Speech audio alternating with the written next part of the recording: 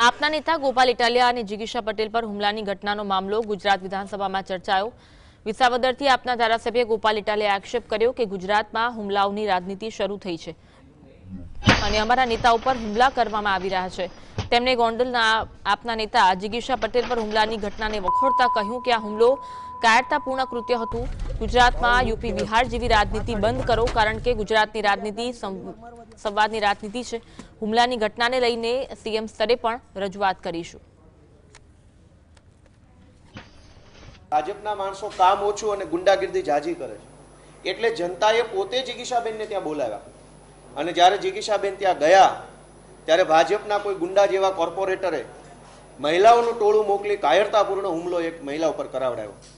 બહુ મરદ મુછાળા હોત તો આવું તું પોતે સામે અને કરવી હતી લવારી તો તમને ખબર પડે કે અમારી જિગીશાબેનમાં કેટલો દમ છે। પણ કાયરતાપૂર્ણ કૃત્ય જેમ રામાયણમાં રાવણ છે એ સાધુનો વેશ ધરીને આવ્યો એમ ભાજપના ગુંડાઓ હવે બહેનોને આગળ